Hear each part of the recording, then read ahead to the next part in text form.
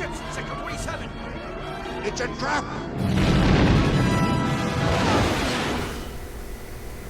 This is the Trapper build.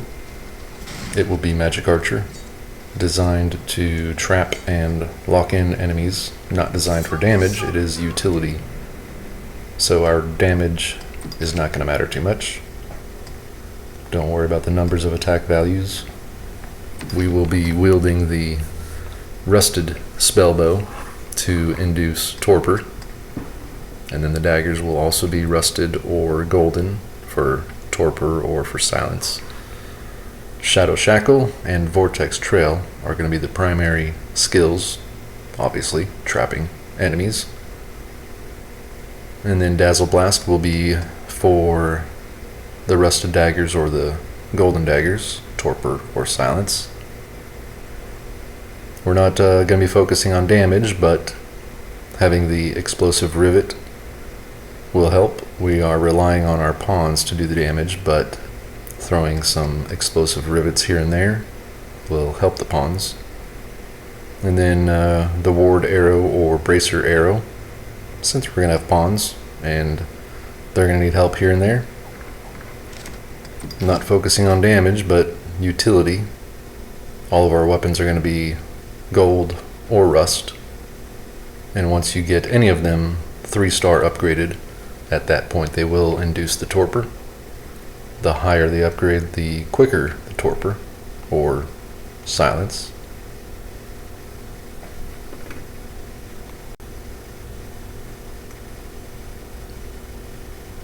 And the ring that increases Shadow Shackle to Shadow Snare, just helpful. It makes the radius larger. It makes the sigil last longer. That's the only difference between the level 1, level 2, and level 3 skill is the size and the duration. But since that's our primary focus, then make it better. The Adept Hat, or any of the bitter black headgear that enhances the sigil duration, adds about, 5 or 7 seconds onto the Shadow Shackle, how long it lasts. And that is what we do.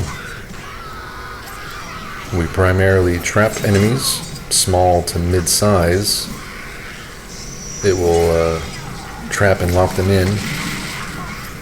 Dazzle Blast to torpor, or Dazzle Blast to silence, depending on which daggers we have wielded.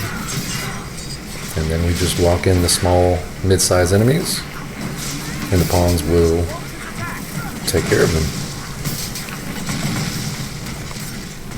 And the limit of small to mid-size to large is roughly between giant undead and eliminators.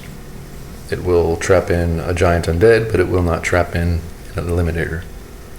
It will, however, torpor an eliminator and anything larger while it is in the Shadow Shackle sigil.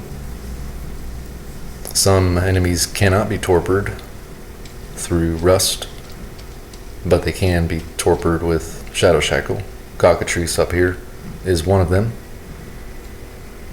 While in the Shadow Shackle, Cockatrice will be torpored and moving slower, giving us time and giving the pawns time to get damage in.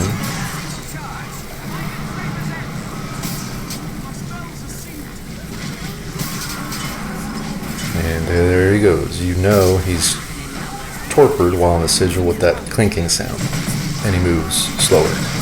Visually, you can tell.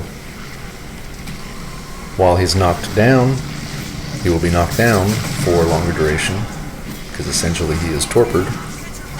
He will be laying there for twice the length of normal. And then we just help the pawns eliminate him with our explosive rivet. For augments, morbidity will be helpful with Dazzle Blast and Rust or Golden Daggers. Magnitude will not help at all. Conservation will not help us here at all. articulacy that will diminish cast time for Shadow Shackle, which it's already a pretty quick skill. Worm King's Ring as well. So it's just constant Shadow Shackle trapping. Occasional Vortex. Mostly Vortex is going to be for the flying enemies. Maybe grouping a larger group of enemies, larger group of enemies into an area. The Ward Arrow. Might as well. We got a cockatrice that can petrify us.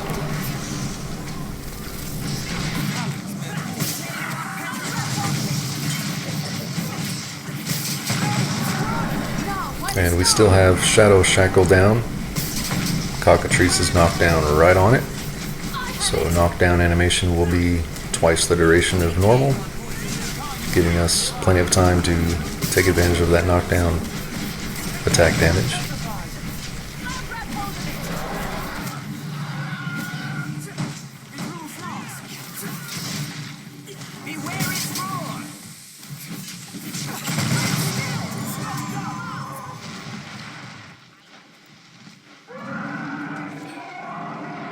What's that? This looks interesting. The Vortex Trail is not as useful as Shadow Shackle, but it does have its uses, especially for the smaller flying creatures like harpies or this siren that we have up here. Throw it at a wall and it will pull them toward the wall, or lop it at the ground and it will pull them to the ground. What's good with the ground is you can lay a Shadow Shackle on the ground and then the Vortex Trail pulling them into the Shadow Shackle.